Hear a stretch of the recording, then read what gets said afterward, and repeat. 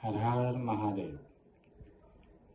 रंग पंचमी की बहुत बहुत शुभकामनाएं आप सभी के लिए।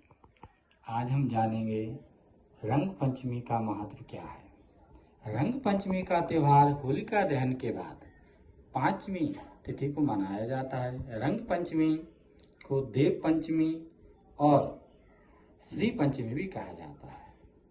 श्री अर्थात धन कहा जाता है कि इस दिन श्री राधा कृष्ण ने होली खेली थी।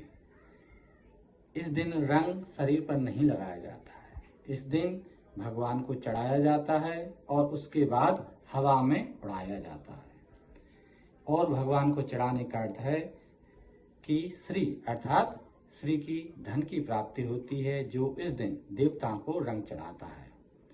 और हवा में उड़ाने से रजोगुण और तमोगुणों का विनाश होता है और सतोगुणों की वृद्धि होती है। कथाओं के अनुसार जब माता सती ने महाराज दक्ष प्रजापति के यज्ञ में योगाग्नि से शरीर को त्याग दिया और महादेव ने माता सती के देह त्यागने के बाद समाधि लगा ली और उसी समय तारकासुर नाम का दैत्य उत्पन्न हुआ, जिसे वरदान था कि सिर्फ महादेव के संतान द्वारा ही उसका वध होगा और कोई भी शक्ति उसे नहीं मार सकती थी। और महादेव इस समय पर अपनी समाधि में थे। तब देवताओं ने विचार किया कि महादेव की समाधि कैसे टूटे। उन्होंने कामदेव को मनाया और कहा, कामदेव आप जाकर महादेव की समाधि भंग करें। कामदेव महादेव के सामने आए और अपनी क्रियाएं करने लगे। काम बाण पुष्प बाण कामदेव ने लगाया, लेकिन महादेव की समाधि नहीं टूटी। महादेव त्रिनेत्र, तृतीय जिसे तीसरी आंख कहते हैं, त्रिनेत्र महादेव की तीसरी आंख खुली, उसमें इतना तेज था कि कामदेव भस्म हो गए। तब देवताओं की और भी चिंता बढ़ गई कि अब काम भस्म हो गया है तो संसार का सृजन कैसे होगा। तब उन्होंने कामदेव की पत्नी रति से प्रार्थना की कि आप स्वयं महादेव को मनाएं। देवता स्वयं रति के साथ गए और महादेव से प्रार्थना करने लगे। रति की प्रार्थना सुनकर महादेव प्रसन्न हुए और कहा, पुत्री वर मांगो। तब रति ने कहा कि महादेव, आपने जो मेरे पति को भस्म किया है कामदेव को, मैं उनको पुनर्जीवित देखना चाहती हूँ और मैं उनकी जीवन संगिनी बनना चाहती हूँ। कृपया कर मेरे पर अनुग्रह करें और यह वरदान मुझे प्राप्त है। तब महादेव ने वरदान दिया कि इस जन्म में तो वह संभव नहीं है, लेकिन द्वापर युग में तब नारायण स्वयं श्री कृष्ण के रूप में आएंगे। उस समय पर श्री भगवान कृष्ण के पुत्र प्रद्युम्न के रूप में आपके पति का जन्म होगा और आपका मिलन वहीं होगा।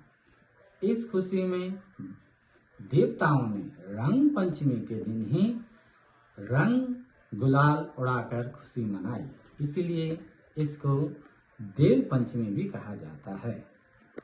दुई सुत सुंदर सीता जाए, लव कुश वेद पुराण गाए।